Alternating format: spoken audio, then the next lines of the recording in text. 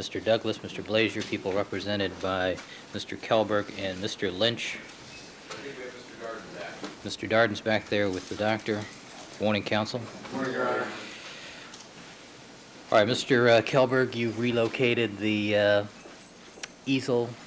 We have, Your Honor. I will point out for the court, again, my eyesight is not a good test, but because we have moved it back for the juror, I don't know the numbers, I apologize, but the juror who is seated in the first chair in the back row, and probably the juror next to that juror, and possibly the juror in the front seat of the first seat of the front row, the distance is a factor. To see the clarity of these wounds, especially the smaller wounds, from that position, I think it's very difficult. The alternative is, I would perhaps to ask the court to ask the jurors, obviously pointing out that the court has moved the photographs back, but in the event the jurors feel a need to see the photographs at a closer inspection, that the court will make that available. My suggestion would be when I have finished with a board completely, that the jurors be given an opportunity, as I understand they were with certain of the DNA exhibits, to basically walk in front of the exhibit and have an opportunity to examine it for some brief period of time. All right, any comment, Mr. Shapiro? No, Your All Honor. right. All right, Deputy McNair. I'm sorry. But just a procedural thing, our answer to a future trivia question of who operated the Elmo at the O.J. Simpson trial is sick. And I indicated to Mr. Fairtlow that he should go home and not infect anyone else down here, and more importantly, take care of himself. We have not used the Elmo over the last couple of days. I do not anticipate using it in this morning's examination. If it comes up and it has to be used, we'll just make do without it until Monday. Well, what we'll do is we have Mr. Simpson's counsel and their staff have the ability to operate the Elmo, and I think as a professional courtesy, they'll be happy to do that for you. We'd appreciate it. Thanks very much, Your Honor. All right. That's just a matter of courtesy amongst counsel. Oh, and they have been very courteous throughout to myself and Mr. Lynch. All right. Deputy I'm sorry, Mr. Cochran, you had one other matter you wanted to address? Yes, Your Honor. All right, good morning, sir. Two matters. Good morning, Your Honor. Your Honor, I would like to propose, if the court pleases, in view of the high emotions that were in the court yesterday and the problems we had at the end of the day, that the court consider giving I have a proposed instruction for the autopsy photographs, and it's very brief, and I think the court would not have a problem with it. I think it's appropriate to read that this morning before we launch into the testimony. All right, have you given Mr. Kelberg a copy? No, Your Honor, I just had it sent here, and I will be glad to share it with Mr. Kelberg.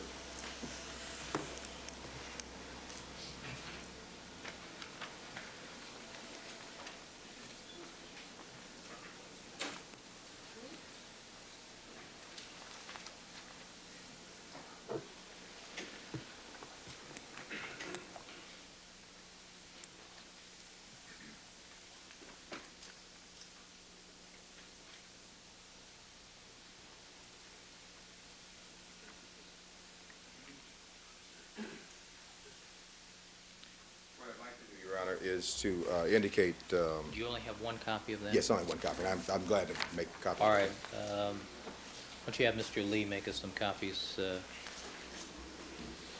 Mrs. Robertson? Thank you. While they're doing that, Your Honor, I have one other matter I wanted to indicate to the court.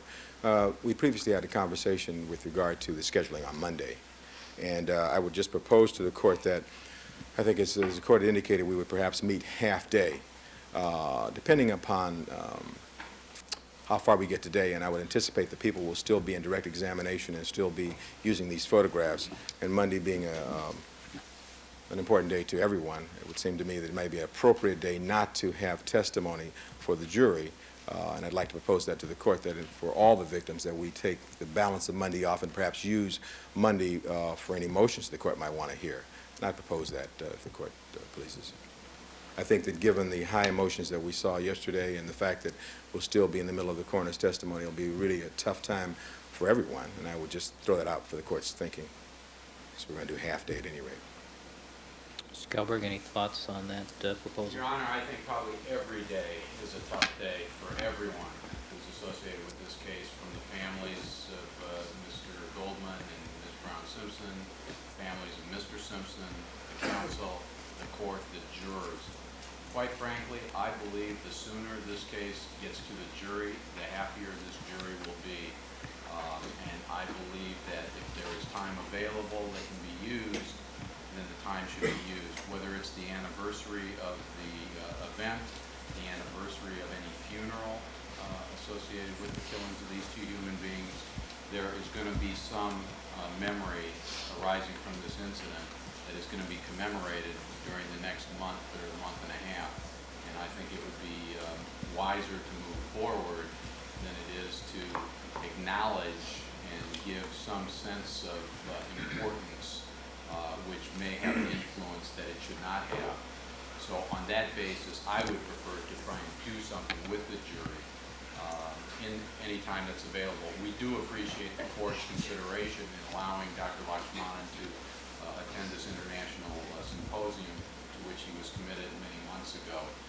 So I realize with the court's indulgence, we are asking the court not to go in the morning, and with that understanding, I would not find it inappropriate for the court to accede to Mr. Cochran's request, but I, in a more generalized sense, believe that the time should be used as quickly and as efficiently and as effectively as possible to get this case to the jury for decision. May I respond just briefly, Your Honor? Yes. Well, as the court is aware, the defense has indicated to the court that not only do we want to work long hours and accede to you in response to our letter, but we'd be willing to work on Saturdays where that's possible.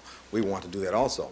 And I might say to my learned colleague that one of the ways we get this case to the jury faster is to, speed up the testimony. And the direct examination has been very lengthy, but that's their decision. So we want to do that also. The reason we're not going to be here in the morning is because the doctor has another event. I thought about this last night, Your Honor, in view of the fact that it is a difficult day for all the victims in this case on Monday. We're going to be off half day. We have other things we can do. I'm not asking for us to be off. I'm saying that you may give us some, we have motions that are pending we could perhaps deal with. But I'm saying just given the emotions that we saw the other day, this court's very wise, and I think the court would consider that, we should consider that rather than coming in at 1:30. Since it is June 12th, and I think it will be a more difficult day for everyone. And so we want to move this case along and get it to the jury as soon as possible. Shifting gears, Your Honor, with regard to the proposed autopsy photos and what we saw yesterday, all we're asking is that if the court would instruct the jurors as follows, that as you've seen, the autopsy photographs introduced by the prosecution yesterday are extremely gruesome and disturbing. Try to use the court's words. In carrying out your duties as jurors, you must not be swayed by sentiment, conjecture, passion, or prejudice, taken from the jury instructions, I think. But both the people and the defendant have a right to expect that you will abide by the presumption of innocence, that you will conscientiously and dispassionately consider and weigh all the evidence without letting your emotions sway your judgment. When the case is eventually sent to you for deliberations, you will find the defendant not guilty unless the prosecution has proven his guilt or this case beyond a reasonable doubt. And what we try to do is incorporate what the law is in paragraph Calgic number 1.00 with 2.90, and we think this would be an appropriate time to give this instruction in view of the fact of the overwhelming emotions we saw in court yesterday, Your Honor. Mr. Kelberg? Yes, Your Honor. There is certainly a first issue of do we need it at this stage? I'll leave that to the court's discretion. The court has observed this jury much longer than I, and the court obviously saw very clearly what the reactions were of the jurors. If the court's inclined to give any kind of limited instruction to the jury, let me start with the first sentence, which in my judgment is a characterization of the photographs, which is A, inaccurate, B, incomplete, and C, an invasion of the province of the jury to decide what they are. It is not unusual for defense counsel in a motion under 352 dealing with autopsy photographs to argue that the photographs are, quote, gruesome, unquote, in an effort to convince a court that by being gruesome, the photograph should be excluded as prejudicial because it may influence the sympathies or emotions of the jurors in a way unrelated to the probative value of the evidence. Here we have added be correct for Mr. Shapiro's benefit, I believe it's an adverb, extremely, not an adjective. So he has enhanced the nature of the gruesomeness argument by that characterization. And disturbing. Disturbing carries many different connotations.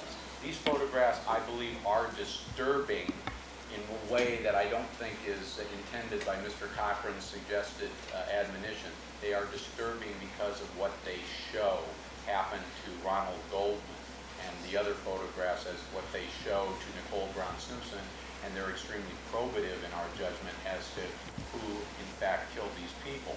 That's for the jury to decide. I would submit to the court that if you are to give an instruction, you can frame it in terms of how the court first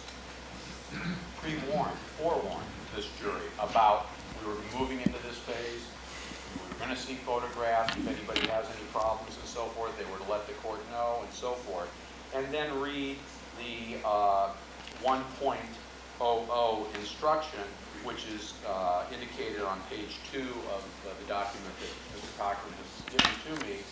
After you give that generalized reflection of the nature of the evidence that the jury was to hear and has been hearing for the last few days, and of course to leave out what is included in the last portion of the proposed admonition or limited instruction, beginning with the words, and when the case is eventually sent to you for deliberations, that you will find the defendant not guilty unless the prosecution has proven his guilt beyond a reasonable doubt.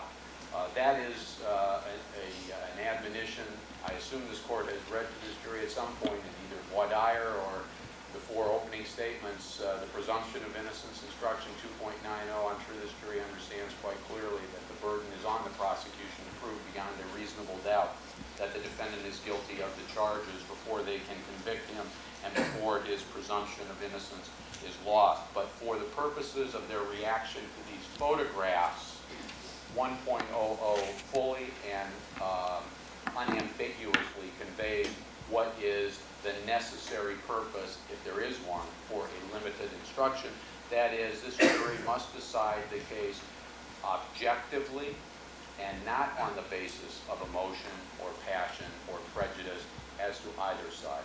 So if the court is inclined to give a limited instruction or admonition, I believe that 1.00 fully and clearly provides that admonition, along with an introductory remark similar in nature to what the court has said on several occasions to this jury with respect to this area of the testimony. May I respond just briefly, Your Honor? Yes. We're not really that far apart, Mr. Kelberg and I think that basically what we've done is use the court's words. I'd want to put things in perspective, Your Honor. We're in a different posture now. The court did indicate to the jurors that the photographs, I believe, used the word disturbing or some word similar to that, that they could raise their hands at any time. And in fact, the juror number 5 did in fact do that yesterday, as I brought to the court's attention. So we've now had that situation. These photos have had an effect upon the jury. They have been disturbing, they have been gruesome, and they are gruesome.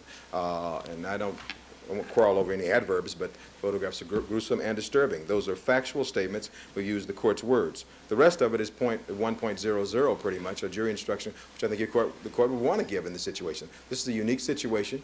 We're still concerned about a fair trial here. The reason why we objected to these photographs, Your Honor, was so that the passion and prejudice that might inure these photographs would then be to the detriment of the defendant and would cause us not to receive a fair trial, and the court wants a fair trial above all else. So I'm just asking the court to put us back on track in that regard. You've taken safeguards in that regard. Further, who can quarrel with 2.90? I mean, how many times in a trial can you say the defendant has to be proved guilty beyond a reasonable doubt? And that's all we're talking about, especially in view of the fact that the prosecution was allowed to ask a hypothetical question about somebody 6'2", 200 pounds. Well, I'm sure Dr. If asked that question, will say that somebody 5'6", 150 could have done the same damage. And so that, you know, they focus on a particular question, and then it inures to the detriment of our client. We have an obligation to bring that to the court's attention. And all we're asking is for fundamental fairness, as you've done yesterday at court in moving this, the photographs back. That's all we're asking. And so I would ask the court to give this instruction, or an instruction very close to this instruction now, and to consider my other request with regard to June 12th. It's not a holiday for us. We're willing to work. But I just think given the emotions and given everything we know and the fact they have a problem in the morning, it seems to make sense to me, Your Honor. Thank you very kindly. Thank you.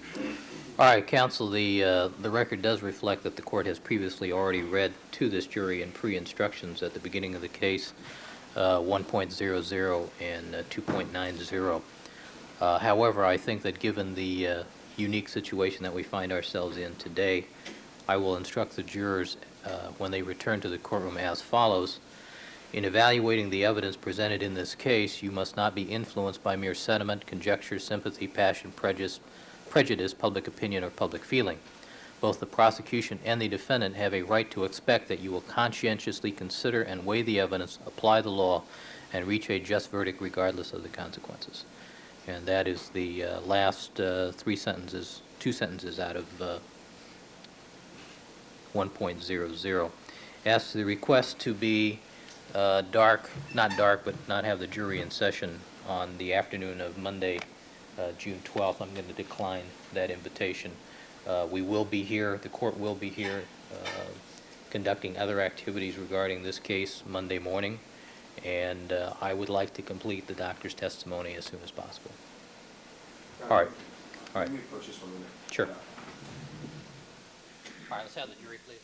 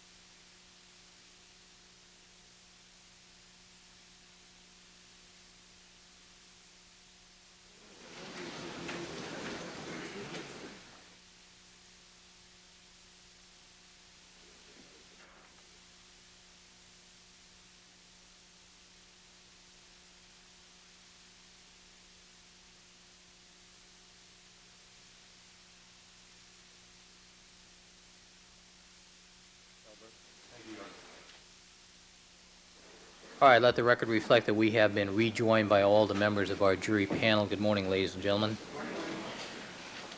Ladies and gentlemen of the jury, in evaluating the evidence that is presented to you in this case, I want to instruct you that you must not be influenced by mere sentiment, conjecture, sympathy, passion, prejudice, public opinion, or public feeling.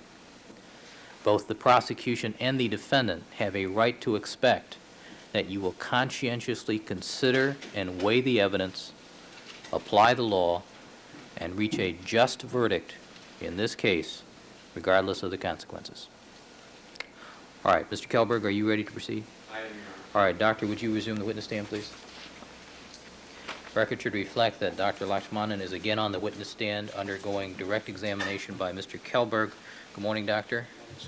Doctor, sir, you were reminded that you are still under oath, and Mr. Kelberg, you may continue with your direct examination. And ladies and gentlemen, I've asked Mr. Kelberg to move some of the exhibits that will be shown to you, just so that it's not too close and in your face. But given the detail of some of the evidence that will be presented, it may be necessary, or you may feel it necessary, to have a closer look at some point in time. When we have concluded the direct examination, if any of you feel that you want the opportunity to have a closer look at any of the exhibits, we'll have an opportunity for that. All right? Mr. Kelberg. Thank you, Your Honor. Doctor, I'm going to actually ask, with the court's permission, you step down because I want to use a different photograph board for a brief series of questions and then return to the board that we were looking at yesterday afternoon. Your Honor, I have a board of photographs entitled Possible Sources for Ron Goldman's Blunt Force Trauma Injuries. May this be marked as People's 359, I believe we're at. Yes.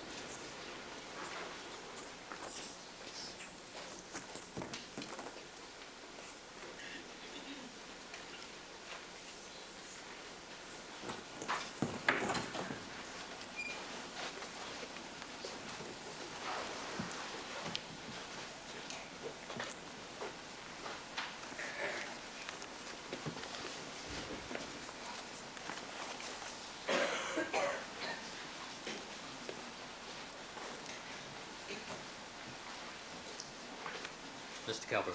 Thank you, Your Honor. Doctor, inviting your attention to this board of photographs, Exhibit 359. Are you familiar in general terms with the areas? Proceed. Are you familiar in general terms with the areas shown in these photographs? Yes, I am. Doctor, do the photographs show various parts of the area of 875 South Bundy where Mr. Goldman's body was found? Yes. Doctor, did you examine in some detail that area when you visited either of the two times you testified you visited the 875 South Bundy location? Yes. With what degree of detail did you examine that area? Basically, I looked for all the plant and other Keep your voice up, please. plant and other structures which were there in the crime scene. I saw the space available in the area where the victim was found. I felt the surfaces of the various structures there. Structures such as The tree surface, the railing surface, and also looked at the plant sapling with a support post, which I saw, and also I paid attention to certain stumps of stalks of the plants, which looked as though this particular plant was already removed, with the stumps of the stalks still left in place. And also, when I looked at the tree, I saw the tree branches also had been cut, and there were also similar areas of cut stalks on the tree branches. The other thing I did is also I saw a rough idea about the distance between the tree stump and the tree, the sapling and the stump, the railing and the sapling with the support post, and also a brief evaluation of the distance between the tree and the front railing, because you have a railing in the front, a side railing in the on the side, which separates this residence from the next. I looked at the gate area. I looked at the walkway. I looked at the steps. The steps that we saw in the earlier series? You can see a portion of it in S3 here. And I also saw the wall and the opposite this area, opposite this stair area. For the record, an area opposite the area shown in the lower left-hand corner of photograph S3 on our exhibit 359? Yes. Doctor, one of the reasons you did that examination was, as the title of the board is, to look for possible sources for Mr. Goldman's blunt force trauma injuries? Yes. Was another purpose to assess the actual size and space available in this area where Mr. Goldman's body was found? Yes, because I did mention earlier, I had a rough estimation of the distance between the various structures I just alluded to. Doctor, in forming an opinion as to how quickly Mr. Goldman could have received all of the sharp force injuries and blunt force trauma you've identified from your review he sustained, does the space that's available for the victim enter into your opinion? Yes, In what way? because when you have a assailant who is wielding a sharp weapon and is also doing thrusting elements, the victim naturally will try to escape. That is the normal response to anybody. If you don't have a weapon, or you do have, you try and escape if somebody who's more overpowering than you or even equal size of you. So if you don't have space, it naturally allows the assailant to deliver all the blows to the target being the victim. So if you have an enclosed space, you don't have much space to move. And that will be a factor. That means if you, let's say the assailant thrusts several times on the victim, Thrust meaning what, doctor? wielding the weapon and trying to stab you, or as we saw the sharp force injuries, if you have a confined space, you don't have much space to move. So all the thrusts will probably be delivered on the victim. The possibility increases for all the thrusts which are delivered. That's one possibility. The space is important. In this particular situation, doctor, how would you characterize the space surrounding the area where Mr. Goldman's body was found? It's a very confined space. I went in, that's why I went twice. I went once in November and went again this year to get a good idea about how much space there is. There's not much space. And that was one of the principal surprises I had, because when I saw the photographs, it looks as though there's a lot of space, but when I went there, there's not much space. Doctor, is that of significance to you when you formed an opinion, as you testified yesterday, that all of these injuries to Mr. Goldman could have been inflicted in less than a minute? Yes, that was one of the considerations I had. Why? Because of the confined space, and I felt that the injuries sustained could have been in rapid succession, and I just said that's a minimum time, I said, if I recall. And it could have happened within a minute, given the space constraints you have and the number of injuries you have, especially if you have a sharp injury like a knife. Doctor, is there anything else you want to add at this point regarding the space limitation with respect to any opinion on how quickly these injuries could have been inflicted on Mr. Goldman? Not at this time. Doctor, before we take this board down, though, but in a similar vein, and I'd asked you some questions, I think, on Nicole Brown Simpson when you were talking about how quickly injuries could have been inflicted. Among the factors you consider in forming an opinion for how quickly the injuries could have been inflicted, does that include, number one, the relative sizes between the perpetrator and the victim? That would be one factor which is always a consideration in any assault or altercation. In general, doctor, in your opinion, would a larger perpetrator, that is a perpetrator who is bigger than the victim, tend to decrease the amount of time necessary for all wounds to be inflicted, all other considerations being equal? That's always a possibility. Doctor, do you take into account the relative physical condition between the perpetrator and the victim in forming an opinion as to how quickly all of the injuries can be inflicted? Vague physical condition. All right.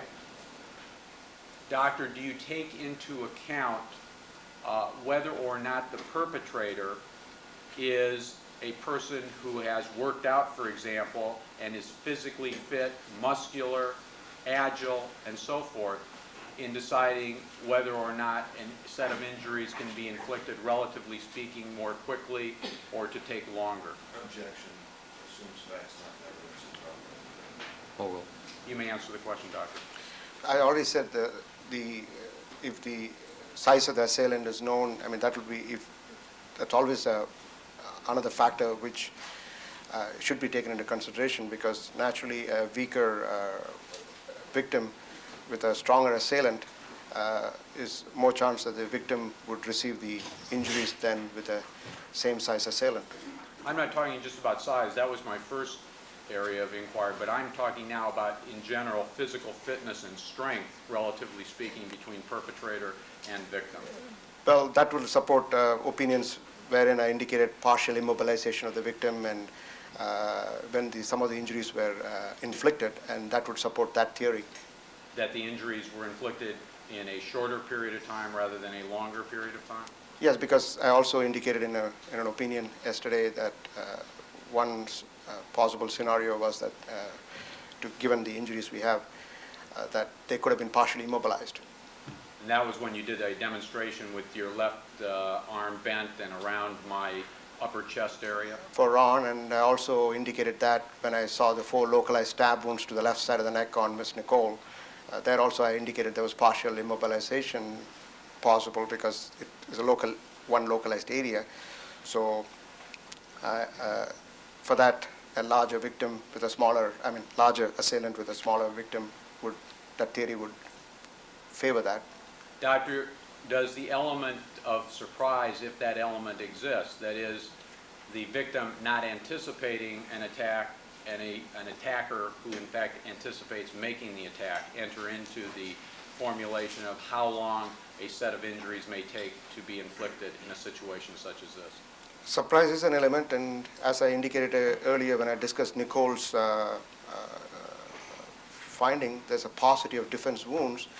I said she could be rapidly incapacitated or incapable of resistance, and there your hypothetical that of element of surprise would play a role. I mean, if somebody is surprised and don't know somebody is attacking them, there's less chance of resistance. I'm just giving a support for your hypothetical theory. Doctor, assuming that Mr. Goldman was coming to the residence of Nicole Brown Simpson for the purpose of delivering some glasses that had been left by Ms. Brown Simpson's mother at a restaurant earlier that evening, and had not anticipated that there would be any kind of physical altercation with anyone whatsoever, would that enter into your consideration as to how long this set of injuries would take to be inflicted?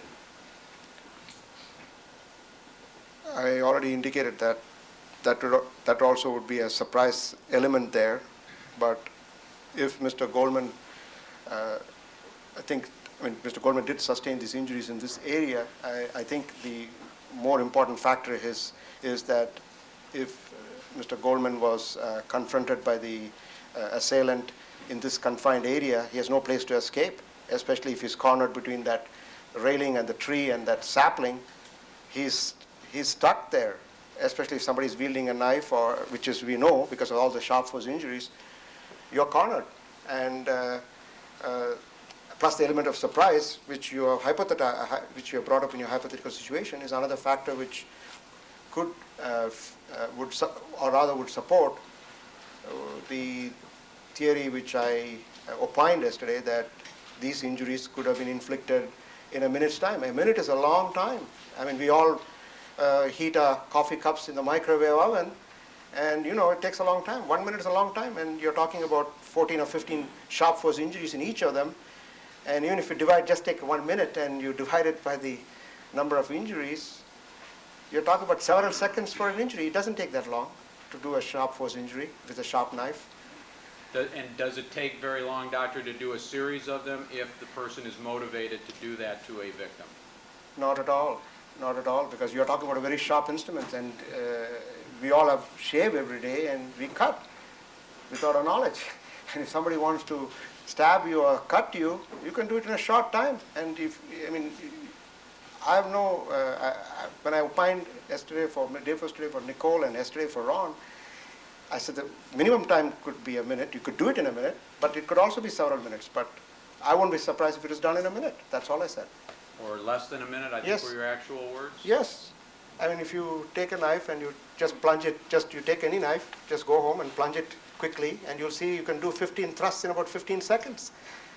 I don't think, well, for the record, Your Honor, Dr. Lakshmanan took his right hand, clenched as if holding, I assume, a knife, and went up and down about 4 times, perhaps, in a complete cycle of up and down movements in a period that appeared to be just several seconds, Seemed like 5 or 8 seconds.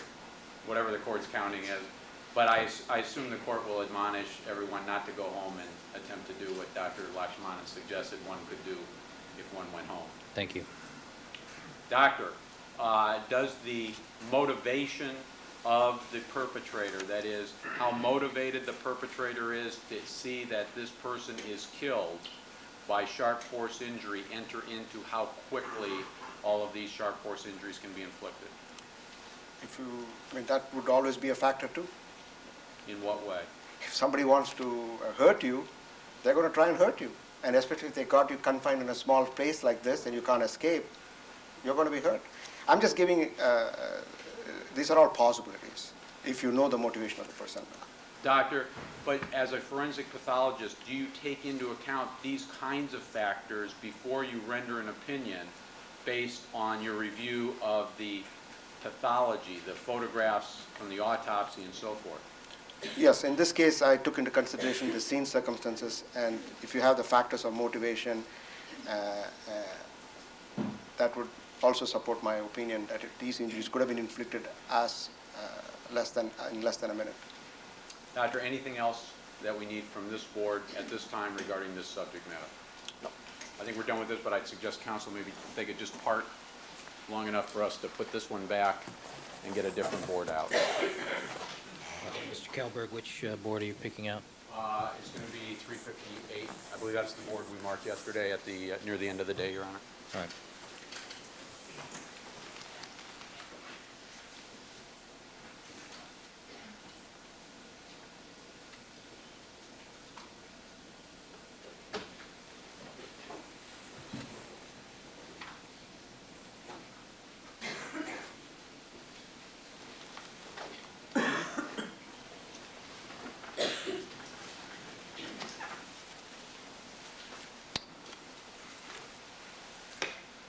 All right, we've confirmed that's 358. It is, Your Honor. All right, proceed.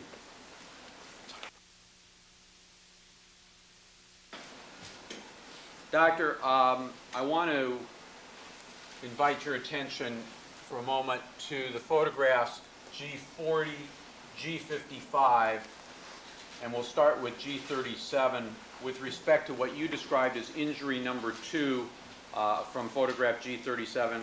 And again, you're not suggesting by your numbering scheme necessarily the order that any injury was received. Is that correct? No, no. This numbering was only done for purposes of convenience so that we can accurately correlate a injury with a photograph.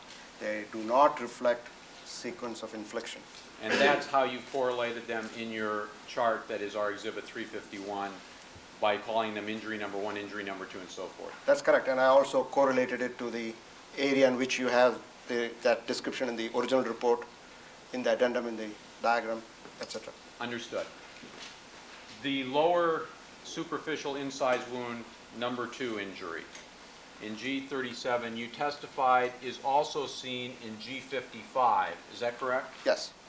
And that seems to end where there is another sharp force injury seen. Is that correct? Yes. And looking at G40, does that show basically a continuation of what we see in G55, but this time with the head being rotated towards a 90-degree angle so that the full back of the neck and head area is exposed? Yes. This penetrating sharp force injury is the same injury you see here in the back, and it extends as a cut from that penetrating portion. Keep your voice up, doctor. From that penetrating portion. Doctor, can you determine from looking at G55 and or G40 whether this superficial incise wound, injury number 2, actually ends where it appears to come in contact with this next sharp force injury you just described?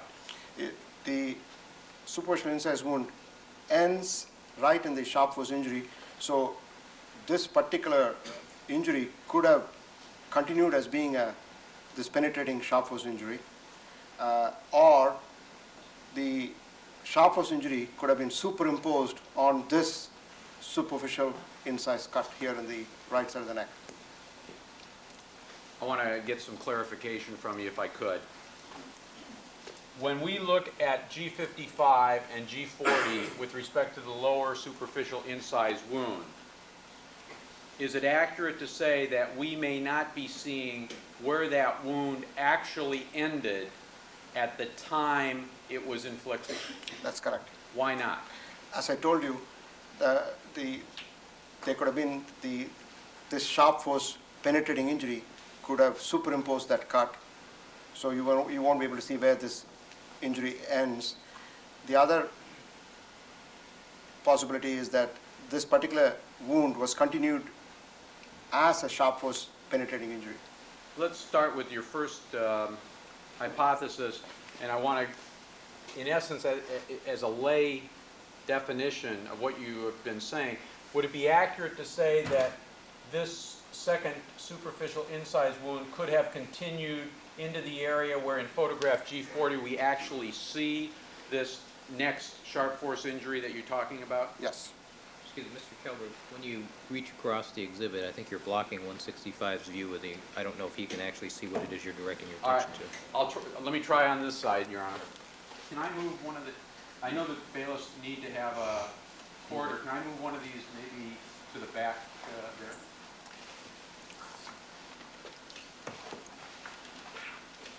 All right, Deputy Jex, would you just grab that for me, please?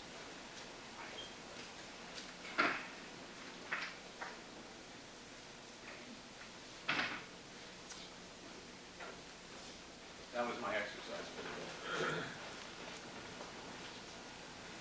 Doctor, what I was asking you about is, in lay terms, would it be accurate to say that one possibility is, and now I'm not sure the doctor may be blocking the view of, that this lower superficial incised wound, when it was inflicted, actually continued for some distance, which is no longer visible because it's been covered by this other sharp force injury? Yes, that's what I said. That's one possibility. Yes. And is there any way, from looking at the photograph or any of the materials you've reviewed, that you can make a determination whether that in fact occurred? No, I cannot. Is there any way you would have expected at autopsy Dr. Golden to be able, by dissection in any particular manner or any other technique, to have made that determination? No. You have to keep your voice No. up. Why not? Because it's very difficult to try to describe an injury which has been altered by a second injury which completely alters the primary injury. When you say alters, what? Because when you have another penetrating injury on an area of a cut and there's a penetration, you won't be able to describe the previous existing injury, especially when the secondary injury is larger than the primary injury. And in this case, you would describe this last wound that you've been talking about as a secondary injury? If that's what took place. All right. And the primary under this set of circumstances would be the lower superficial incised wound? Yes. All right, let's then go through what is the second alternative you were saying? The second alternative is that this wound itself, at this point, as I mentioned earlier, this was a superficial cut made, and at this point, a penetration of the same knife took place. Can you perhaps use a ruler and use me and demonstrate for the ladies and gentlemen of the jury what you mean? And I think you're going to want to be on my right side. Is that correct, Doctor? As I said, it's coming like this, and when it came to the back, there's been some movement as any penetration could have taken place. I'm sorry, Your Honor, for the You could have done a penetration here.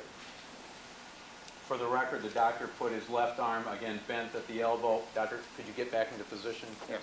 Left arm bent at the elbow around my upper chest area. He took the ruler, and with his right hand, he drew the ruler horizontally across my neck to a point where he stopped it, starting in the back of the right side of my neck, and then I'm not sure how the record reflects this, but he pressed the end of the ruler in contact with the right side of my neck in an inward direction. Yes, that's an accurate description.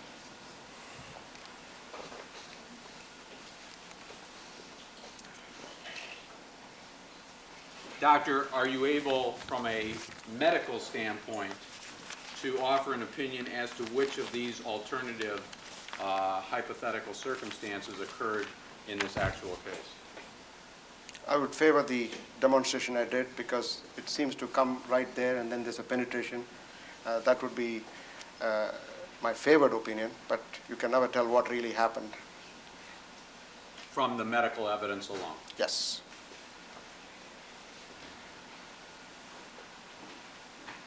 Doctor, I'm not sure that we finished. May I step just briefly to the other side now?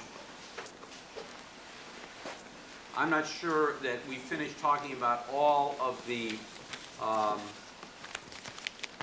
would call them perhaps ancillary aspects of this stab wound, complex stab, incise wound you talked about on G51. You talked, I believe, about there was an abrasion associated with it. Yes. And there was also something about a cut. A cut on the lower inferior margin here, right here. Did we discuss the significance of any of that cut to you? No, we didn't discuss that yet. All right, Mr. Kelberg, if I could ask the doctor to keep his personal notes, his set of notes, either with him or... Okay. There we go. Thank you. Keep this. Proceed. Doctor, what, if any, significance does that cut in that injury have for you? If you look at, you can see the cut very well in G37. And actually, the lower incise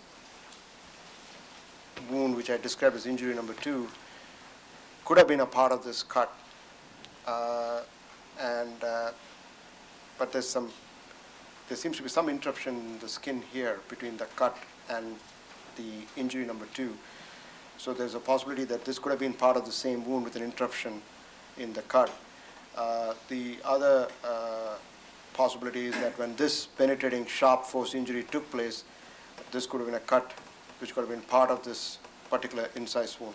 Dr. again, you use me as Mr. Goldman and a ruler and demonstrate what you mean with respect to these alternatives. Yeah, and maybe the same demonstration could be used to go over how one possible way this deep sharp force injury to the left side of the neck could have occurred, given the directions which we have in the autopsy report. Before you start, just for the record, that was photograph G37, and the doctor was pointing to the what I believe he's described as injury number 3 on that photograph.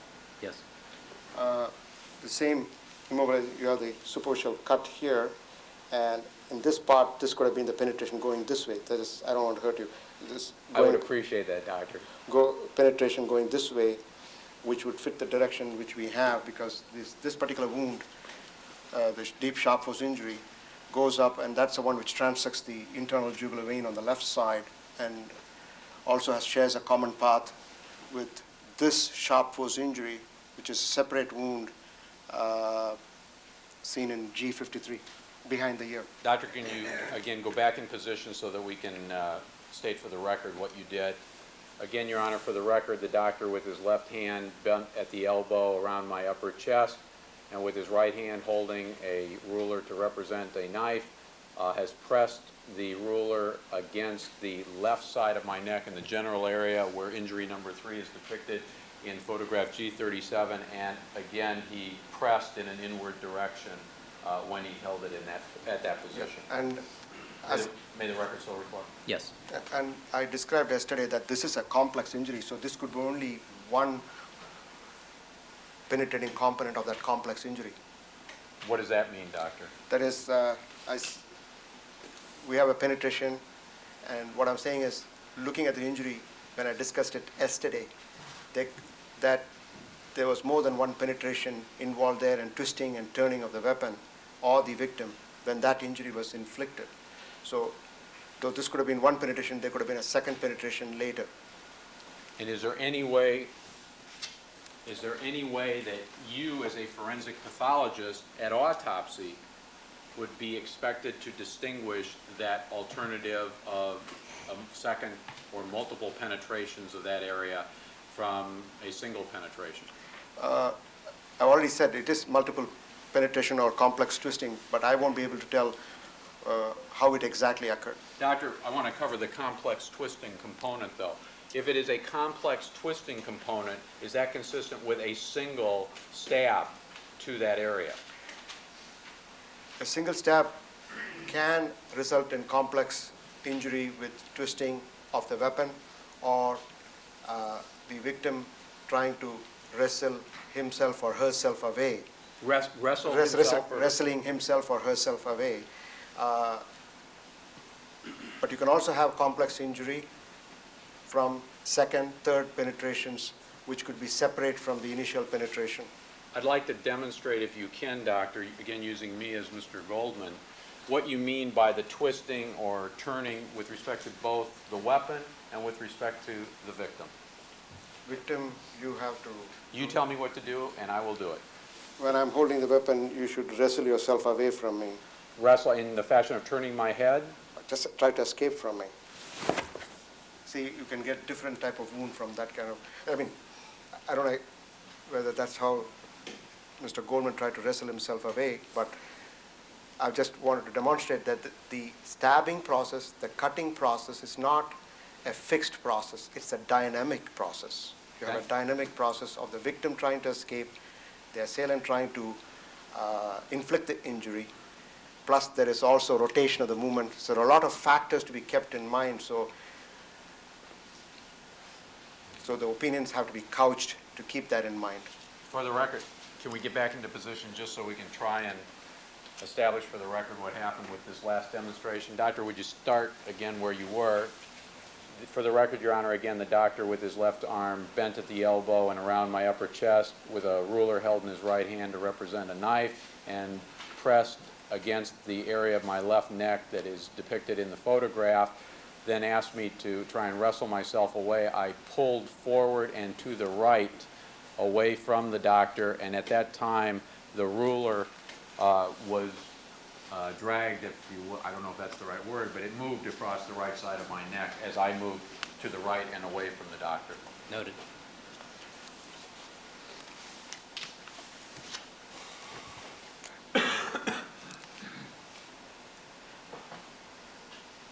Doctor, did we complete a discussion of the cut aspect that you were talking about you saw in the wound? No. This particular sharp force injury also extends as a cut. And this could have occurred when the knife was being withdrawn, and also could have been from the victim wrestling himself away or himself away in this situation. Would you keep your voice up? Himself away in this situation. Doctor, in a similar manner to what you just demonstrated with me? Yes, yes. Doctor, I want to come back to this particular wound, but before we get too many wounds, I think this might be an appropriate time to try and identify where in the protocols, the addendums, the diagrams and so forth, there may be any reference to these. So to make sure we are covering everything, we have 6 injuries seen in photograph G37, is that correct? That we need to cover? Thought 1, 2, 3, 4, 5, 6, yes. All right, and we're going to save this last sharp force injury on the back of the right neck, as seen in G40. Was there any other injury that you've described in any detail that we should cover? G51 at this time. All right, and G51 is a more detailed depiction of the same injury that you've described as injury number 3, have you, in G37? Yeah, I think that's correct. I'm sorry. We take away the podium, Your Honor, and we lose a place to put things. Yes. All right. Is there anything, doctor, before we go to those, that you need to discuss with respect to these 6 injuries? Not at this time. Let me take this down then.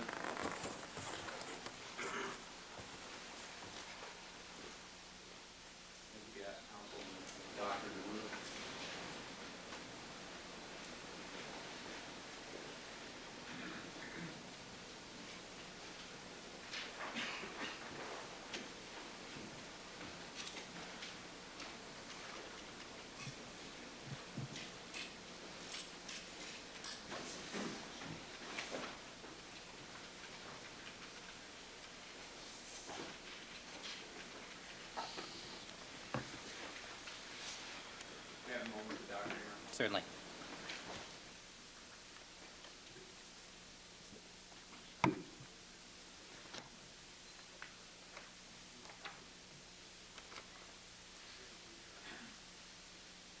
All right, Mr. Lynch is placing 0G. and we're also going to use 6G, Your Honor, I'm sorry, and do 4G. you want to use the other easel? Sure. Thank you. Good suggestion. And let me just get a marker too. All right, doctor. Let's start with what you described as injury number 1, the upper superficial incised wound. Is it described in Dr. Golden's autopsy report? Yes, page 5, number 3 and 4.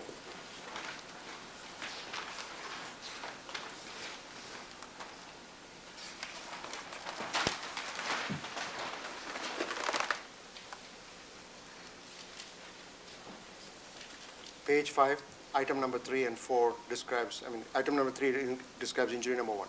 All right. Where we've indicated, or the doctor has indicated that, let me outline that. I will write G37 INJ number 1 with a tic-tac-toe sign for the number designation. Okay? Is this, well, as long as we're on this page, I have a feeling, is number 4 referring to what is injury number 2? No, Oh, number 4 refers to injury number 2. All right. This number 4 on the same page is a reference to the second, the lower superficial Yes. incised injury. And I'll outline that in red, and on the side write G37 INJ number 2. Dr. Golden has expressed an opinion with respect to both of these that this is a non-fatal superficial incised wound. Do you agree with each of those opinions? Yes.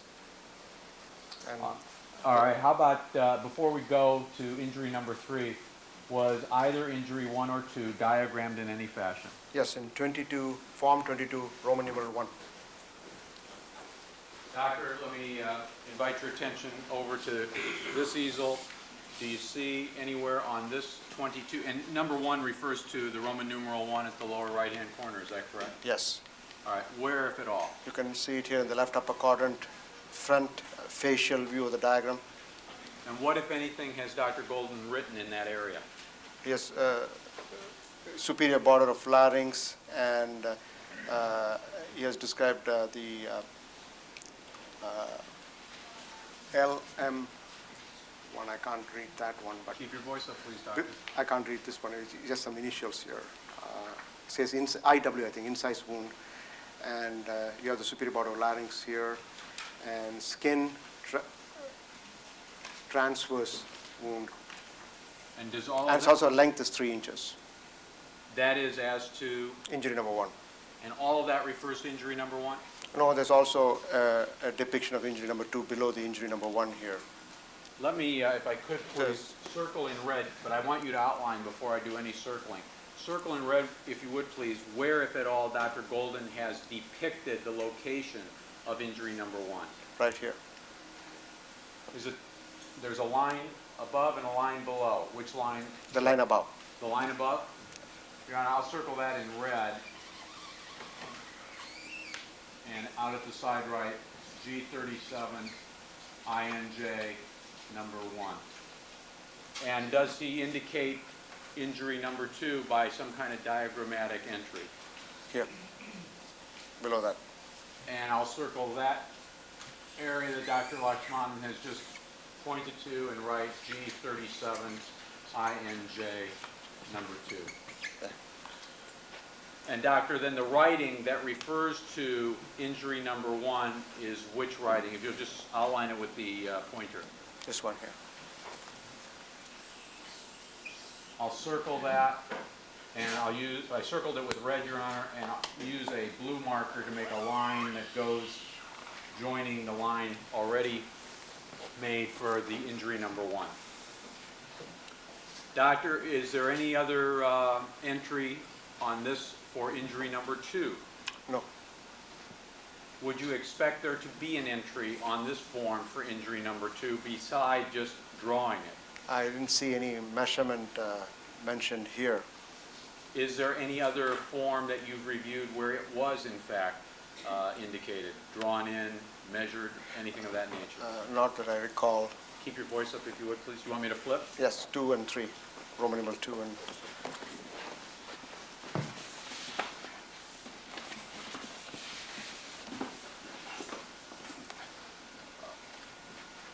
He has just repeated the same injury here in 22-2 and go to number 3. All right, just for the record, you were pointing to the upper left quadrant of 22, Roman numeral 2, and in this area where my finger is? Yes, he has addressed the same injury diagram there. And is that injury number 1 and injury number 2, or It reflects the same area as injury number 1. let me circle that. And I'll write D37 INJ number 1. All right, and let's flip then to number 3. And that's it, only those 2 areas. Okay?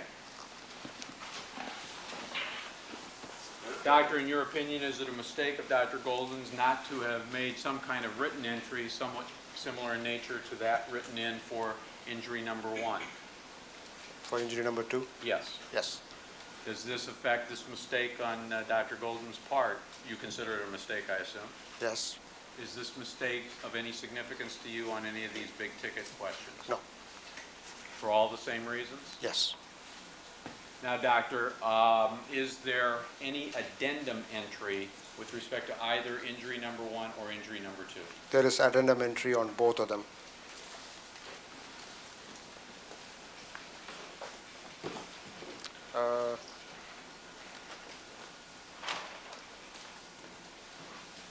This, Your Honor, is board 10G, which I'll put up here.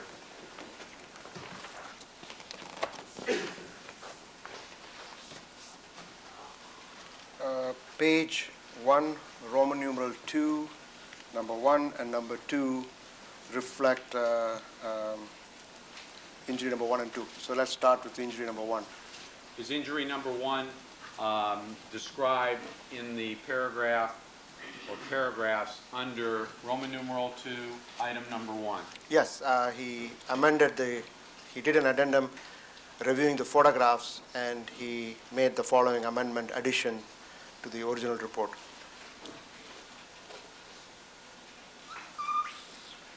Do I include this, what appears to be a third paragraph under item number 1? Yes, this includes for this one. I'll outline that series of paragraphs and write G-37 INJ number 1.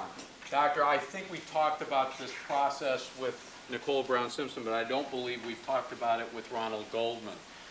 We have an addendum here, is that correct? Yes, And is this similar in nature to what we saw with Nicole Brown Simpson? That is, Dr. Golden prepared what might be described as a supplemental report to make changes to whatever may have been entered in the original report and to add information that was not contained in the original report? that is correct. This happened, as I told you, when I told him about the brain contusion in Nicole. He indicated that he wanted to make an addendum report to reflect certain injuries on the photographs, which he wanted to address, and that's how the addendum report came about to be made. And I told you the procedure in our department, that when any error or is needed to be addressed, we issue an addendum because the original report stays as it is. We have nothing to hide, and that's what exactly took place here. This is number two. Item number two is, Before we go to item number 2, I'm not quite done with the process yet. Let me flip to the last page. I don't think we have to flip it all the way. I'm afraid we do. There appears to be a date, at least a signed date. Let's start with that. July 1, 1994. yes, sir. There also appears to be a T and a 6-30-94 in the lower area below the typewritten entry of Dr. Golden's name and position. Do you see that? Yes. What does that reflect? That is the date it was transcribed. Now, Doctor, did you meet with Dr. Golden, as you testified you met with him regarding Nicole Brown Simpson before that date, regarding the need for an addendum in the Goldman case as well as the Brown Simpson case? Yeah, he brought up the Goldman case's issue to me, and I said, do the addendum and let us look at it. And that's how I got involved in the addendum report of Mr. Goldman too. Let me show you another board. Mitchell, is she giving me the number of that? It's 9G, Your Honor.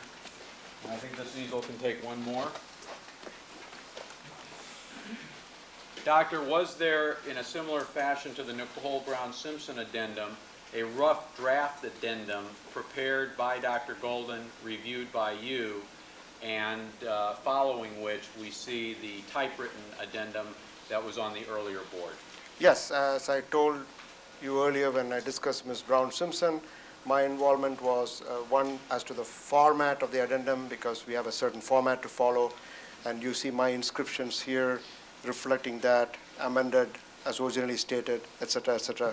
Wherever this is my handwriting, this is my handwriting. Okay, before you run too far along, for the record, Your Honor, the witness was pointing to the handwriting that appears alongside the typewritten entry on page 1 of the addendum on this board, saying page 5, paragraph 3, for example, paragraph is crossed out and the word appears to be, I'll let you tell me what the word appears to be, Which one? Doctor.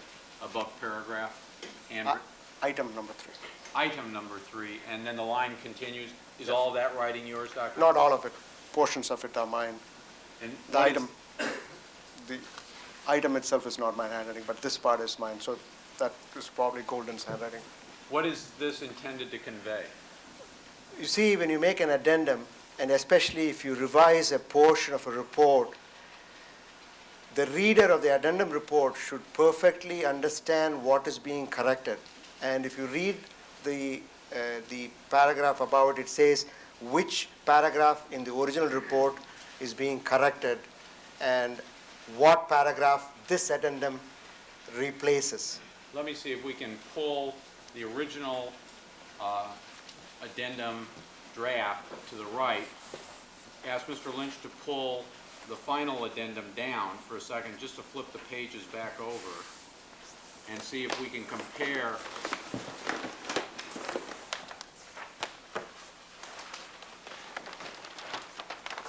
maybe the best thing is just for me to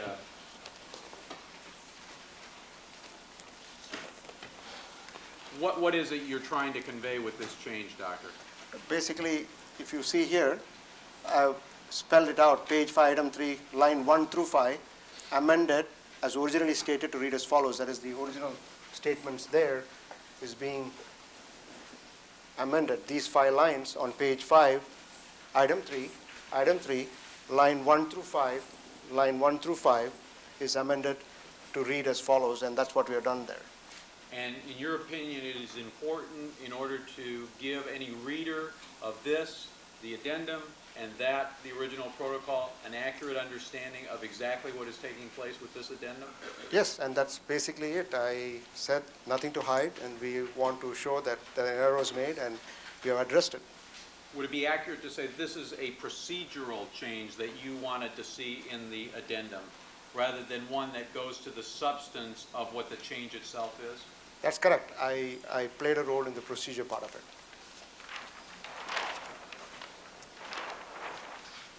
while we have, I think Mr. Lynch can take the completed board down. But while we have the draft available,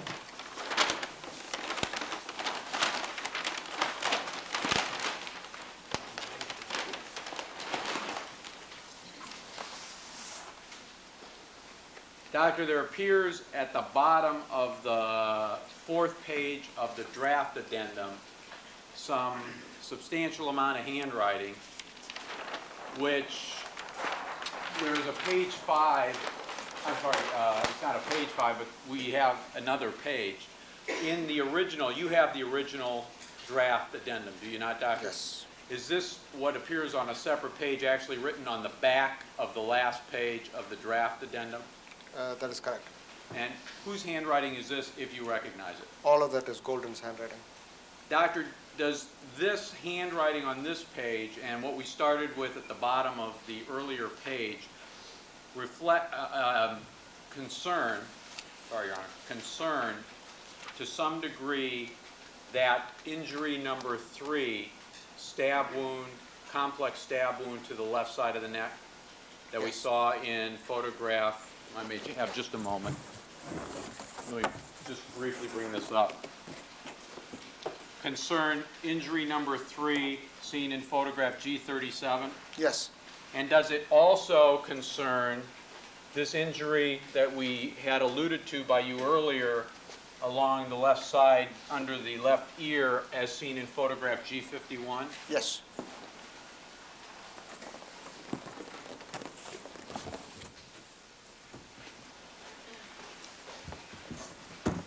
Is this aspect of the addendum with their handwritten entry by Dr. Golden, number 1, a substantive matter? Not just a procedural, let's get the wording right to make sure it's understood what's being exchanged in the way of the original with the addendum. Yes, there's a change in the substance of the opinion of the report. Did you participate in a discussion with Dr. Golden regarding the issue which is being discussed or addressed in this handwritten entry? Yes, I did. So in this particular instance, you would have involvement in the substantive aspect of the addendum, not just the procedural. That is correct, because my opinion was also concurred by Dr. Golden when he re-evaluated the case. All right, if we could take this down, let's go to injury number 3 and see where, if at all, it is in the protocol.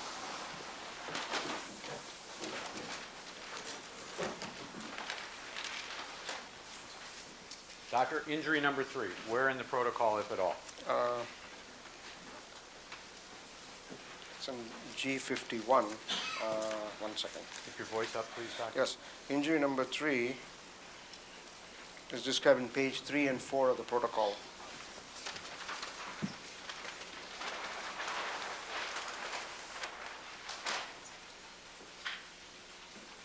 And actually starts in page number 1 of the... Keep your voice up, It Doctor. starts in page number 1. We also have to discuss the injury number 2 of the lower incised wound in the addendum. All right. Thank you for pointing that out. We'll get to it in just a second when we go back to the addendum. Yes. All right, so let's start with injury number 3. Sharp force injuries of neck, paragraph Yes. 1. Paragraph 1. Actually, it's not paragraph 1. It's the last paragraph on page 3. Is a paragraph that has a number 1 next Yes. to it, right, Yes. Doctor? Yes. All right, is this a correct annotation, G37, injury number 3? Yes, and it's actually it's injury number 1 in G51. Okay, we'll write G-37, INJ number 3, and G-51, INJ number 1, Doctor? Yes. Okay, and this continues on? Page 4 up to almost the end of the page, opinion. And where you stopped, right to there, Doctor? Yes. I'll box this in red and write G-37, INJ number 3 and G-51, INJ number 1. Doctor, is there any diagram completed by Dr. Golden concerning this injury number 3 of G37? Yeah, but this description also includes the injury behind the ear, which we have to add later. All right, we'll get to that, but what we've outlined does concern injury number 3 of G37. That's correct. And injury number 1 of 51. All right. Diagram is 22-1. I think we're over here, Mr. Lynch. Where is injury number 3 of G37? Right here in the right lower quadrant in the left side of the neck. Is there an entry, a handwritten entry by Dr. Golden concerning that particular injury number 3? This one here. What has he written? Diagonal incised wound, stab wound, mid-laryngeal area, length 3 inches, smooth edges, front to back. And then he has, since he described in the original report that this is a part of the same wound behind the left ear, he has given the total length as 6 inches. He has also described other aspects of this injury which we saw behind the ear, which we have not discussed yet. Let's start, if we could, by just limiting whatever entry directly concerns the injury number 3 as you find it in the photograph. Yeah. All this corresponds to that. Your Honor, where Dr. Lakshmanan had the pointer, Doctor, how far down do I go? Up to this whole thing. And you can cut off this because the 6 inches reflects the whole depth. So we can include that also. It doesn't. I'll leave that out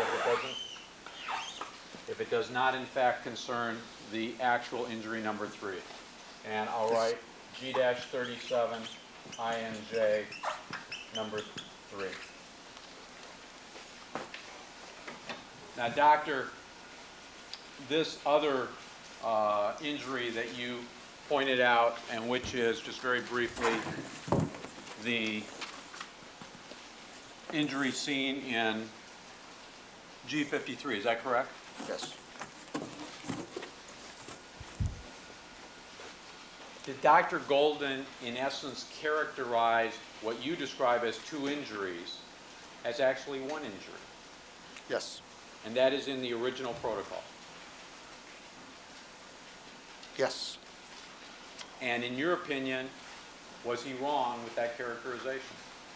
Well, he did change his opinion on re-review of the photographs and analysis. So he had initially made an opinion which was different from an opinion which was made later. Doctor, but my question was his opinion that this was 1 wound, these 2 areas that are seen in these 2 photographs, was that opinion wrong? In my opinion, yes. Was it therefore a mistake? Yes. Is that mistake of significance to you on any of these major issues that you've reviewed? No.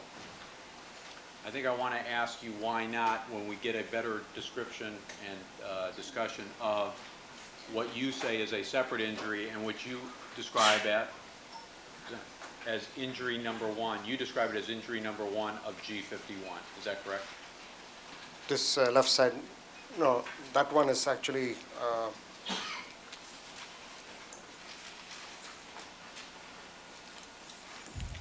this kind of G53. You have to keep your voice up, Doctor.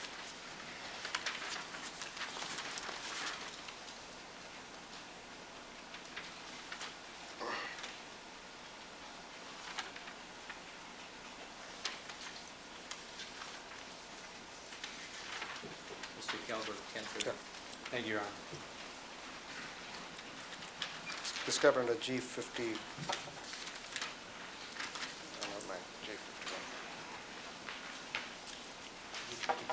Just 1 second. Doctor, again, please keep your voice up. I'm trying to get the number here, G53.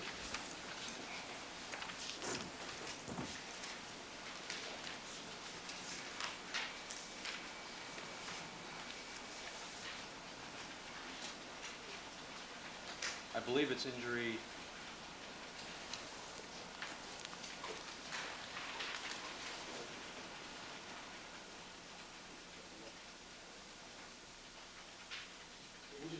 G51. And we'll get to that in a moment. Yes. Doctor, was there any other diagram entry by Dr. Golden regarding the injury that you describe as injury number 3, separate and apart from what you say is a mistake on his part to connect these two injuries shown in the diagrammatic outline of the left side of the human head in our Roman numeral 1 of Form 22? He had not described the linear cut abrasion which was seen in the lower margin of this wound. I'm sorry, he does not describe in the diagram some aspect that you see of this injury number 3? Yes, And that aspect is? the linear abrasion underneath the wound.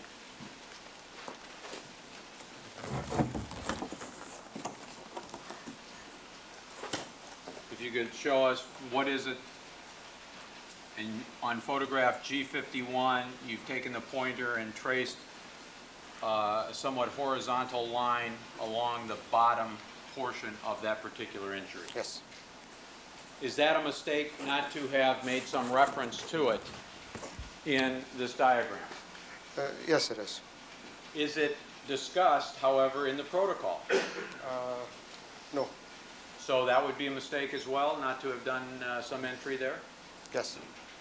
And again, have you reviewed the significance of those mistakes as to whether or not they affect your ability to answer any of the major questions?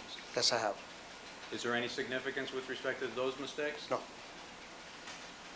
Any other diagram that has an entry for injury number 3? No. Is there anything in the addendum regarding injury number 3? Yes. It's page.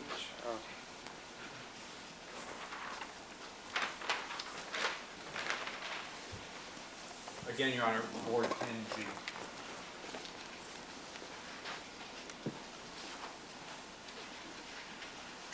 Doctor, the pages? Page 2, number 4.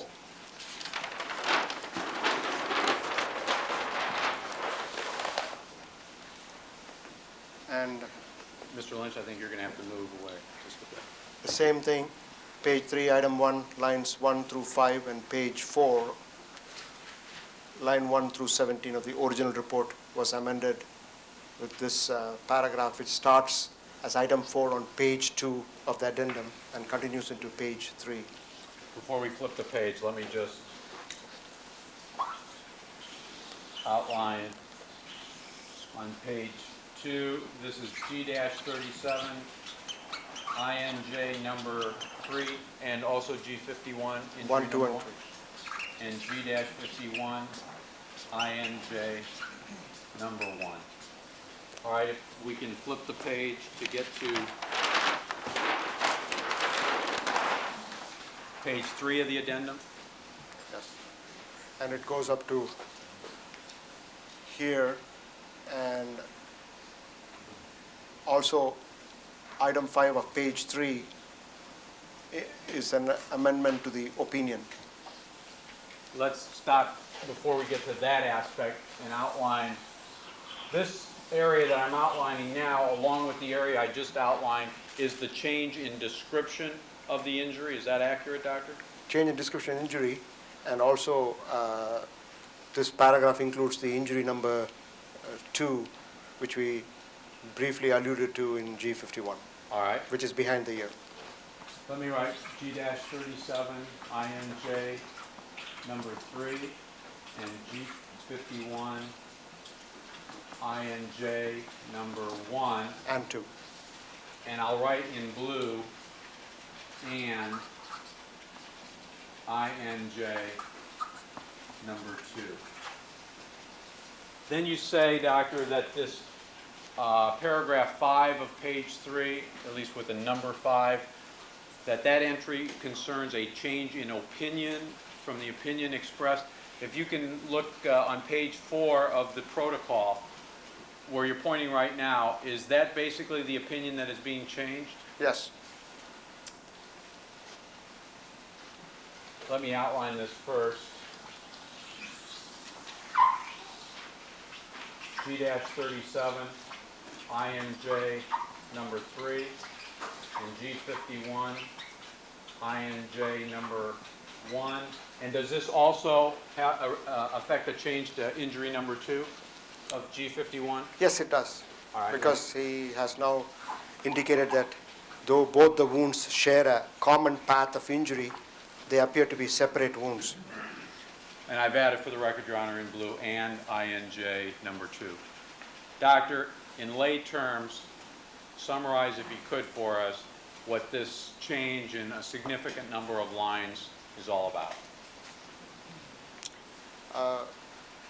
Basically reflects the change in the opinion between being one wound and separating the wound behind the ear and the left neck as two separate wounds.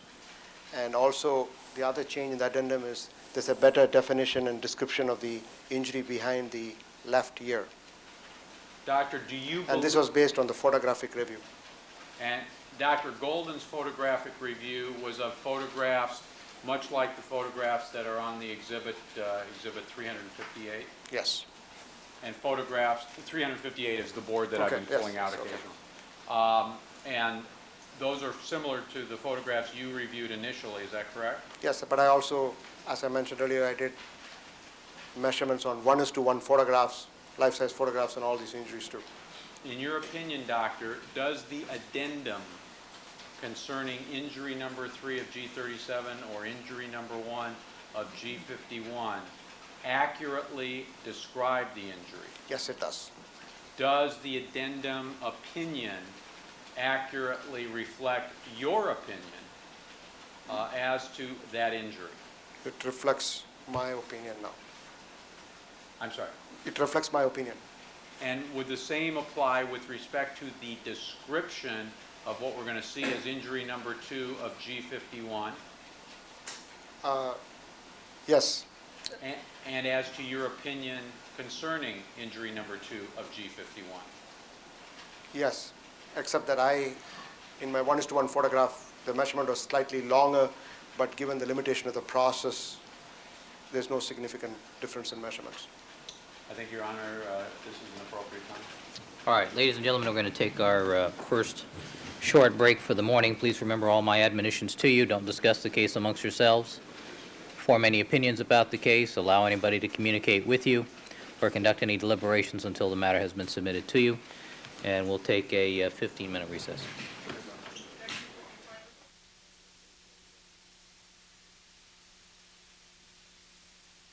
Please.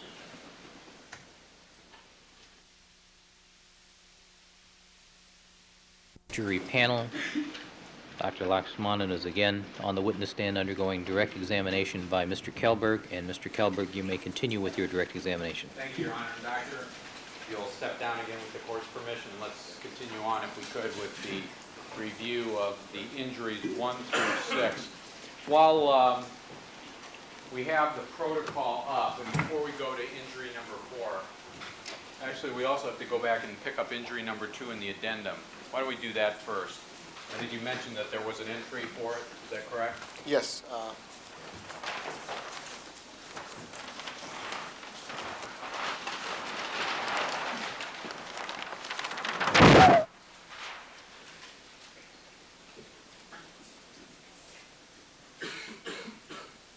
Your Honor, again, this is Board 10G. Doctor, is this page 1 of the addendum? What you indicate contains some indication of a change regarding injury number 2? No, it starts there and go to the page number 2. All right, before we go to page number 2, this is the start of the change?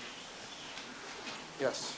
And so again, this is now G-37, INJ number 2, the lower superficial incised wound, is that correct? Yes.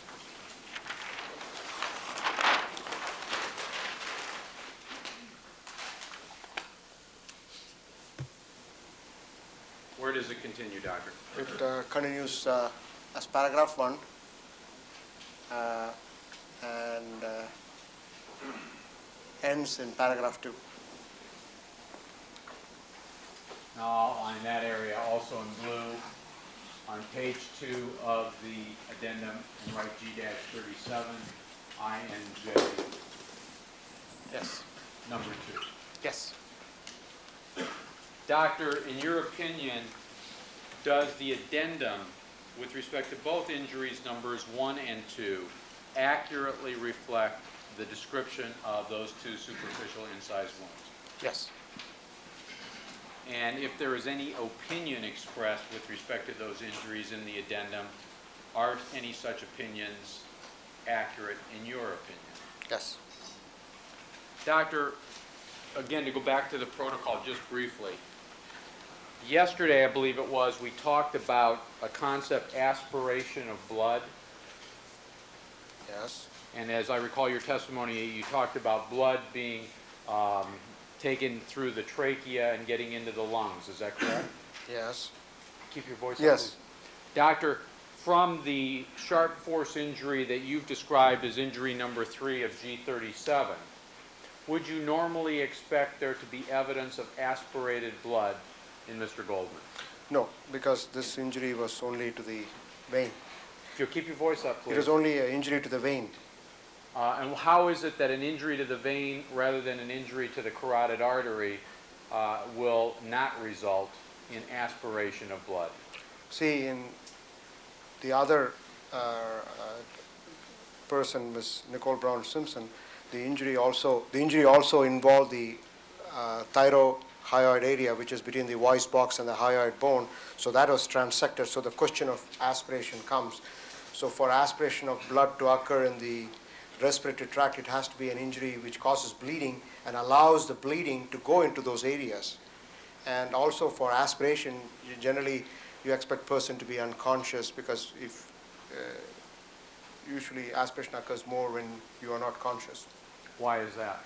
because you lose your reflex, which allows your epiglottis. Remember I talked about epiglottis, that will close the air passage so that you don't aspirate.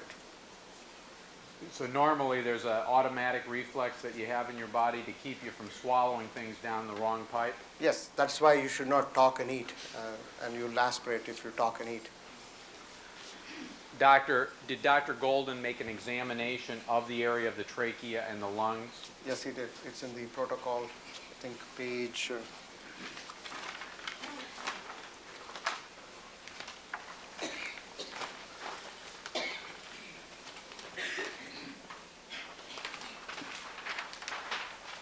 there it is. Starts there. We're on to page 14. This is board 0G, Your Honor. Page 14. Page 14, yes. Where does it start, Doctor? It starts respiratory tract, throat structures, and starts with oral cavity, no injuries to lips, teeth, or gum, no obstruction of the airway. And it continues Next page. and saying, Injury to the left. Left internal jugular vein has been previously described. Mucosa of the epiglottis, glottis. I think the court reporter and Yes. everyone else will be thankful if we don't have to have any of the extra terms. How far does this go down? This goes down all the way up to paragraph 4 on page 15.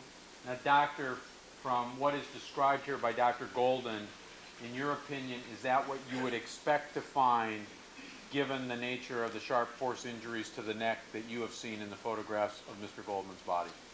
Yes, but Mr. Goldman also suffered 2 stab wounds to the chest, which caused injury to the lung, on the right lung, which is reflected in paragraph 4 of page 15.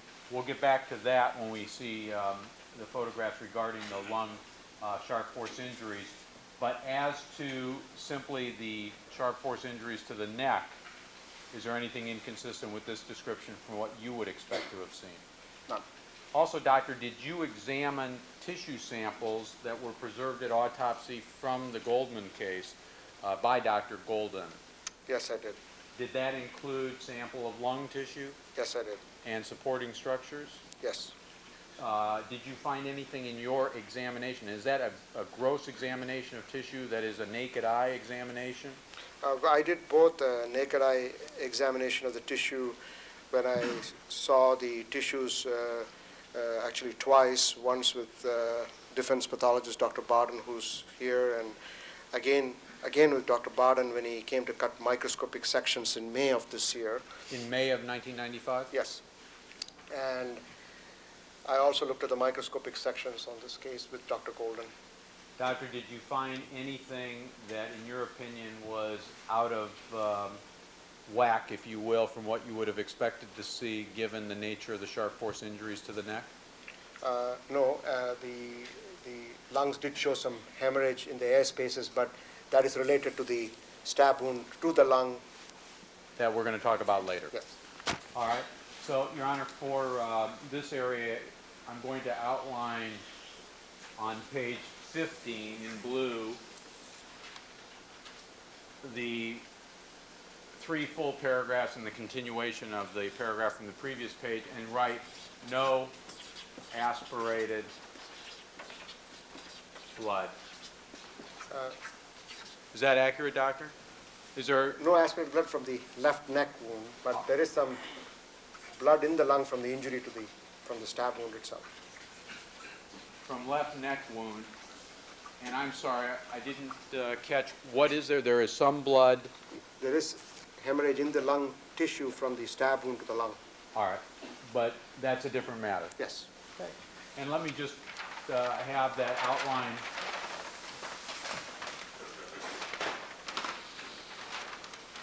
Added for the page previous, and I'll just write no ASP, BL, well, I'll fill out blood from neck wound. And that's page 14 of the protocol. Thank you. Now, doctor, injury number 4 of G37, and can you refresh our memory with respect to which injury that is? Injury number 4 was that superficial cut we saw above the injury number 1 in the front of the neck. Let me just briefly put this up again and ask you if you would please. I'm sorry, the superficial cut above. All right, and what were... And that's injury number 4. All right. And we also have injury number 5, which is small abrasion below the injury number 2 to the front of the neck, which we have discussed. And then injury number 6 is... The superficial stab wound to the right collarbone area, shoulder area. All right, let's take care of 4, 5, and 6 then. As I recall yesterday, did you testify that 4 and 5 were not addressed in the original autopsy protocol? That is correct. And further, they were not diagrammed in any of the forms available? That is correct. And they are not addressed in any way in this addendum that's on one of the easels. Is that correct? That is correct. All of which were mistakes, and I believe you described them as such. Yes. And as I also recall, you said there was no significance to any of them in your opinion. As far as the big picture item goes. Now, how about this item number 6? Is it described in the original protocol? Yes, page 10, number 6.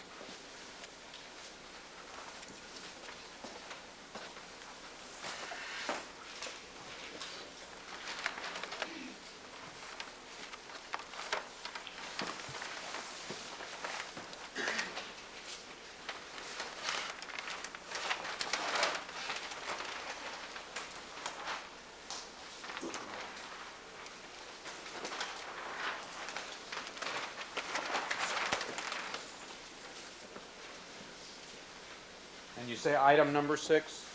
Item number 6, page 10, yes. All right. And doctor, this is the entire, it appears that it continues over. To page 11 also. Let's start with this, and we'll just outline in blue. This is G37, INJ number 6. Is that correct, doctor? Yes. Actually, before we go further, does Dr. Golden anywhere describe the depth of penetration of that sharp force injury? No, he just says skin and subcutaneous tissue.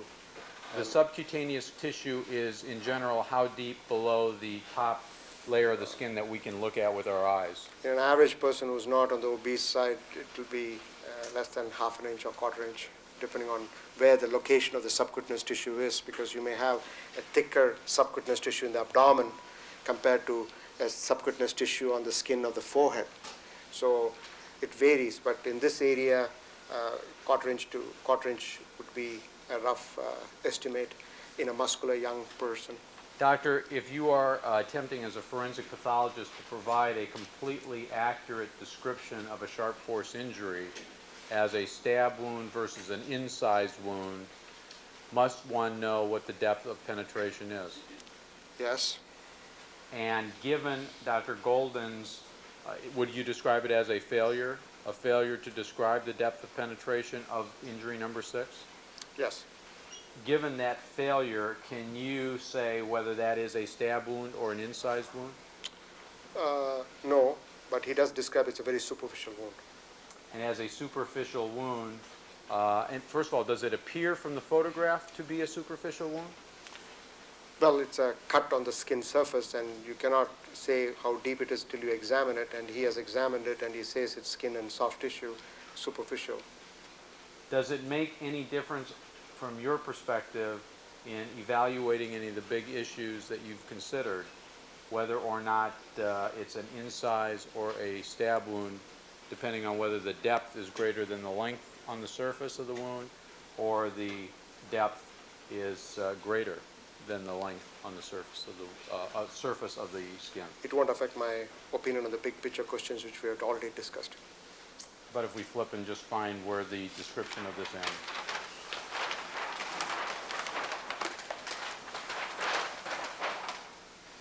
It ends approximately, actually it could include up to here. I'm sorry, up to here.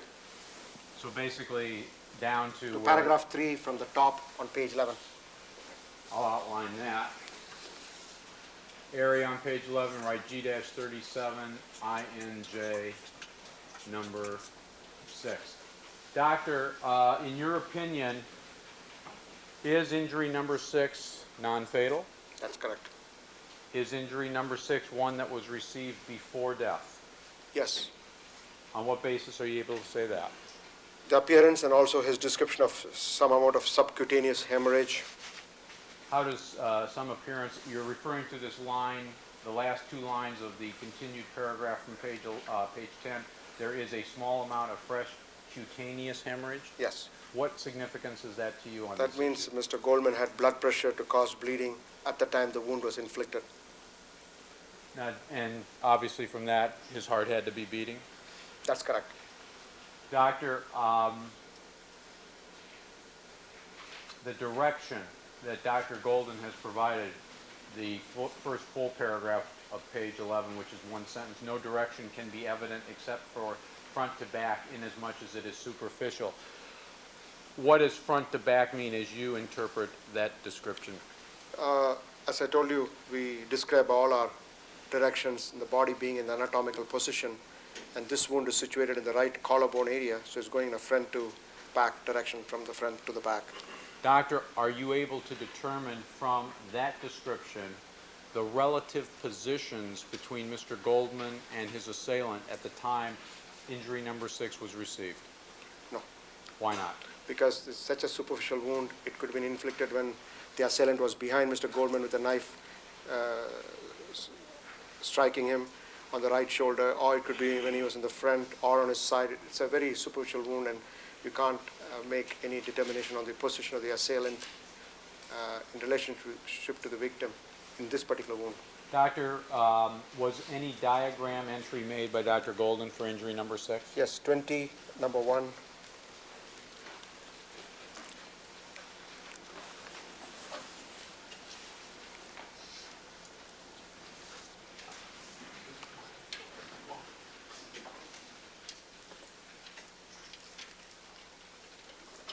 Mr. Lynch, is 20 over there by 27.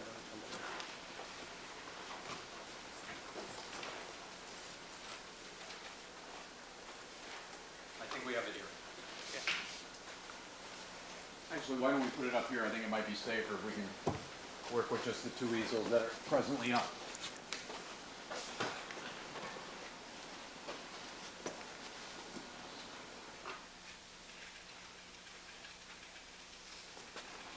Doctor, showing you, this is board, by the way, I'm sorry, Your Honor, 2G from the collection 357. I think. I don't think so. I think our subpart 356 A through R, as I recall, are the autopsy materials. I think, yes, 356 A through R are the paper documents, so 357 I think is our collective All right.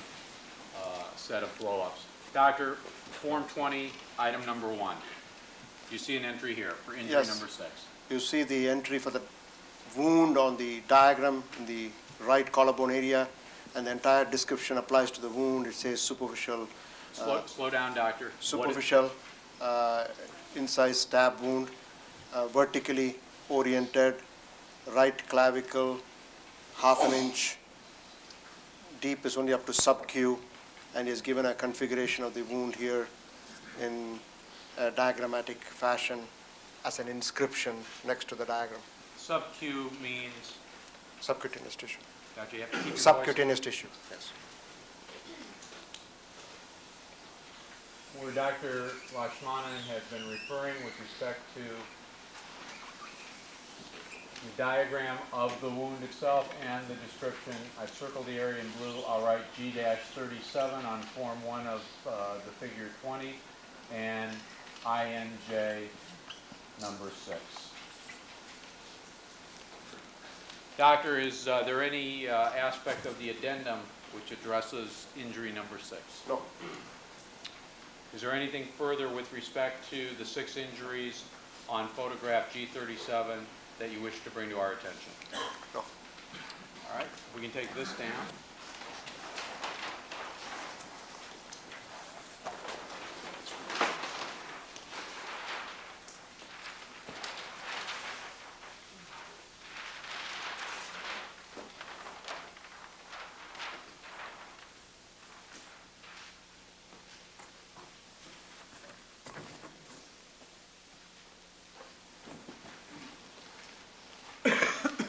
Doctor, let's go back to photographs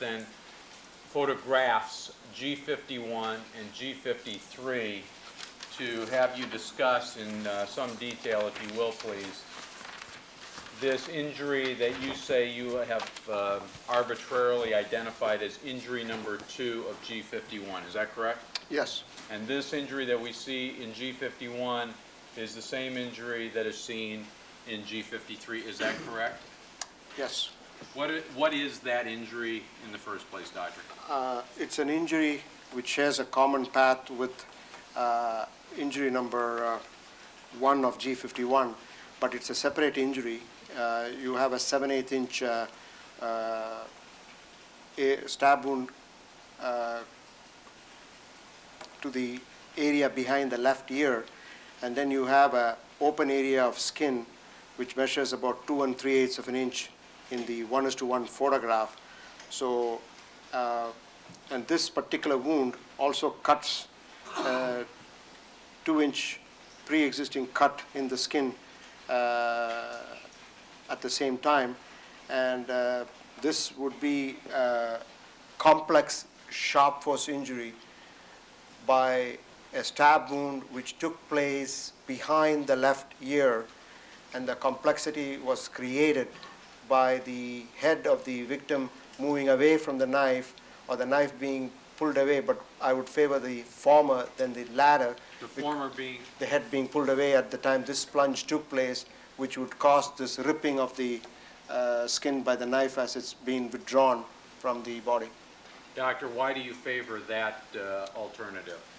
Because a person who stabs would not pull out the knife in the manner this happened. They would pull it out the same way they put it in.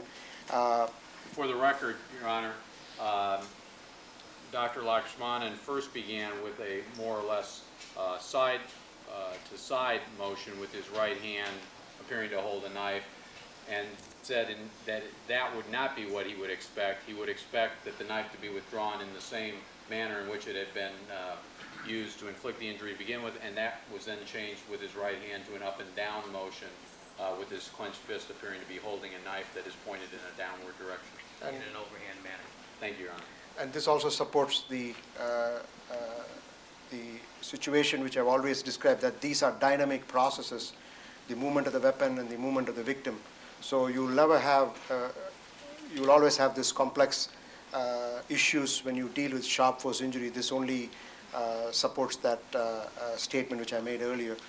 So this is due to that. And as I told you, there is also a 2-inch cut which I've labeled as injury number 3, and that was existing before this wound took place. And to explain further, this wound in its depth communicates with sharp force injury 1, which is to the left neck, which we discussed. So this could have also injured the left internal jugular vein, same as stab wound number 3, because they share a common path, but they are separate wounds in my opinion. And But before you get too much further ahead, Doctor, you've given us a lot of information, and I want to ask some clarifying questions. Just to start with, when you're saying injury number 1 of photograph G51, are we talking about the same injury that we had earlier described by you as injury number 3 of G37? yes, Number 2, you talked about these 2 injuries communicating. yes, Is that a term of art that you as a forensic pathologist use? yes. What does it mean?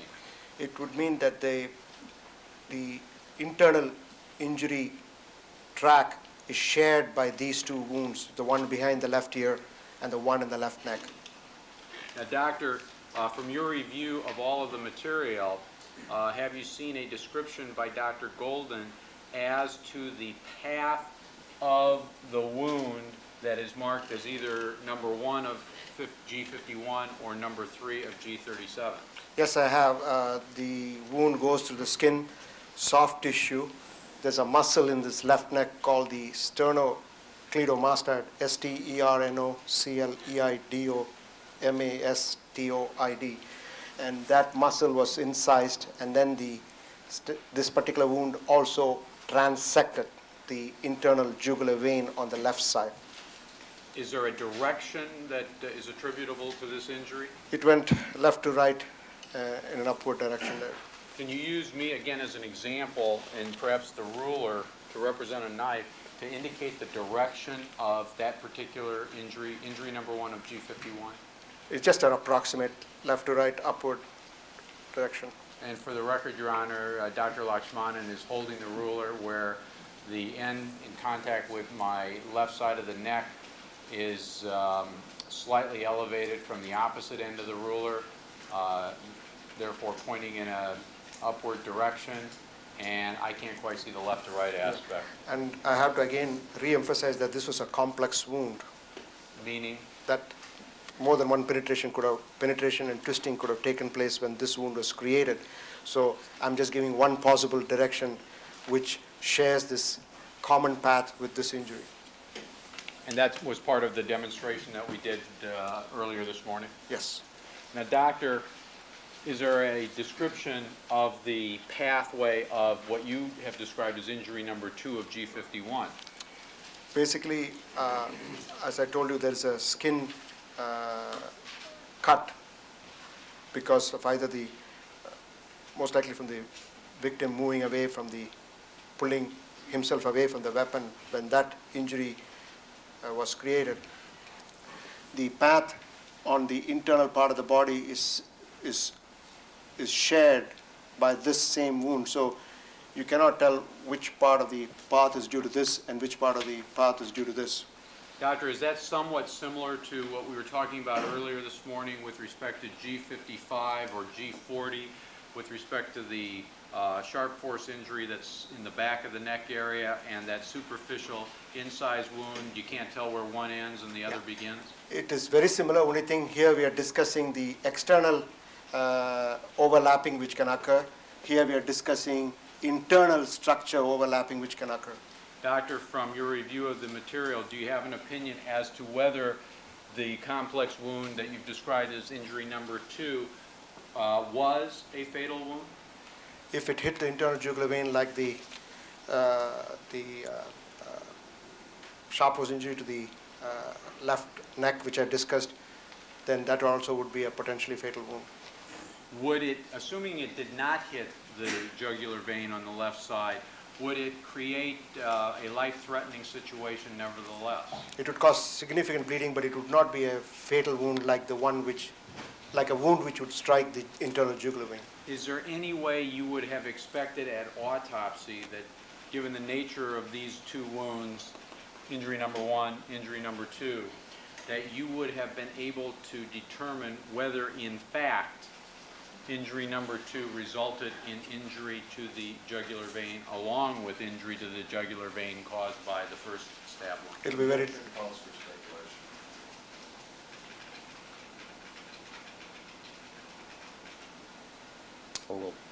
You may answer the question, Doctor. it'll be very difficult. Why? Because of the extensive bleeding there, and I told you the venous channels are more fragile structures, and it'll be difficult to evaluate it, especially if you have a massive injury to the venous channel like Dr. Golden has described it being transected. When you say a venous channel, what are you talking about, a vein? Yes. And when you say fragile, what do you mean? The wall of the vein is thin compared to the artery, and when you have a transection which is taking place, is a portion of the vein wall would be torn. Would be, I'm sorry. Torn. It'll be torn and cut. Could you spell the word? T-O-R-N, torn. Oh, torn, I'm Yeah. sorry. Okay. Doctor, can you, again, using me as Mr.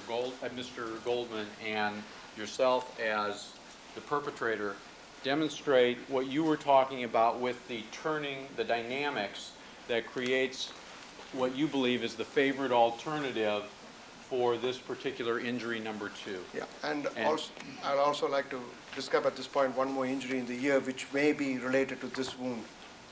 Would you prefer to wait on the demonstration until you describe that injury? Is it going to be more helpful that you describe Or this? we can do the demonstration and then we could discuss that injury, because we'll do the We'll demonstration. do the demonstration. And since it's my left side, Your Honor, I'm going to turn so that my left side is visible to the jurors.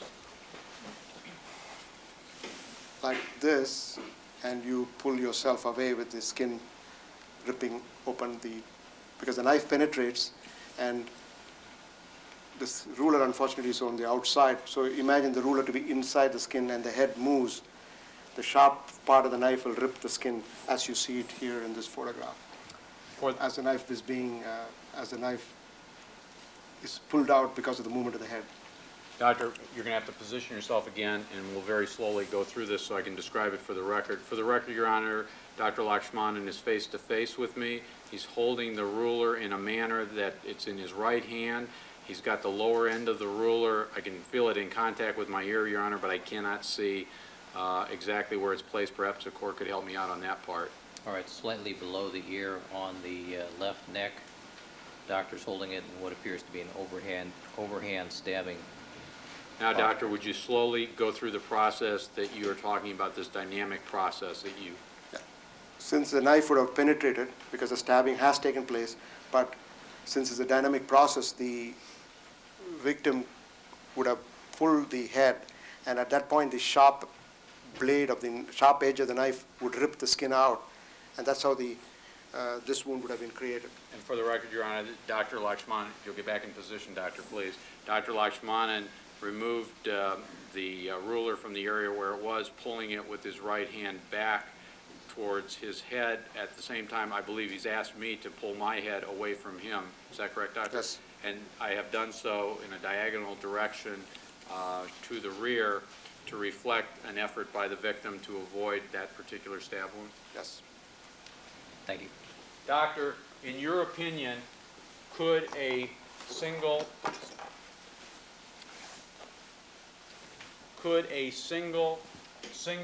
knife with an approximate 6-inch blade have caused sharp force injury, this complex stab wound that's number 1 of G51 and number 3 of G37, as well as what you said is injury number 2, this complex sharp force injury of G51? It could have. And for all of the sharp force injuries, including the little nicks and so forth that you've described to this point, could it have caused all of those as well? It could have. Are you able to determine I think you testified yesterday, but correct me if I'm mistaken. I believe you testified that sharp force injury number 3 of 37, 1 of 51, could have been caused by a single-edged knife, but it is also possible it could have been caused by a double-edged knife because you cannot distinguish due to the appearance of the wound. Is that accurate? Yes, but I said I favor the single edge because of the tissue bridging you see here. On the right edge of the injury as you were looking at it in the photograph. And also because of the abrasion in the margin, but I also stated that you cannot absolutely exclude a double edge because the double edge knife tip, if it is moved on the skin perpendicular to the sharp edges, it can cause an abrasion. And this is simply one of the limitations in forensic pathology, correct? That is correct. And you do not take into account, do you, for your interpretation of whether this is only from a single-edged knife or possibly from a double-edged knife as well, any what I'll describe as circumstantial evidence that may be presented in a trial that is not of a medical nature? Objection. Oh, well. You may answer the question, if you recall. I think from that smile, doctor, I have a feeling I I better didn't try recall again. the question was A little long and unclear. if you can break it down. I'll do my best. Doctor, when you are assessing whether a single-edged knife and only a single-edged knife could have created a particular sharp force injury, are you limiting yourself to the medicine that is in front of you? Absolutely. Do you take into account at all circumstantial evidence that might point to who that person is that actually did this? Do you take that into account? No.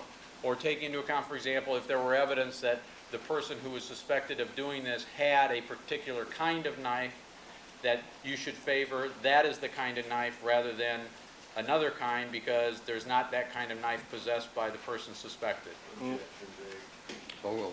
You may answer that. No, I already emphasized, I'm only giving you medical facts. I'm giving you my opinion on the medical facts from my training, experience, and education, and my knowledge on the subject, and my experience on doing a number of these kind of cases.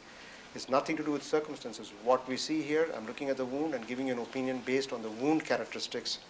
And as I told you, we did do some experiments in our department with Mr. Steve Dowell, and I'm giving you our experience with these type of injuries. Nothing to do with circumstances. It's pure medical opinion and nothing more than that. Next question. Thank you, Your Honor. Doctor, with respect to injury number 2 of G51, do you have an opinion as to whether that sharp force injury could only have been caused by a single-edged knife, or is it similar to the other injury, could also have been caused by a double-edged knife? I think it could have been caused by a single-edged knife, and I cannot exclude a double-edged knife. Why can you not exclude a double-edged knife Because as, the wound, sorry, as a possibility? because of the complex nature of the wound, and for the same reasons I discussed in my initial presentation of sharp force injury, you cannot exclude it. Is this injury number 2 an example again of that third type of wound appearance that we saw on the chart? No, this would be more akin to a penetrating slash incise wound because you have a large wound, so it's very difficult to pinpoint class characteristics of a weapon from a wound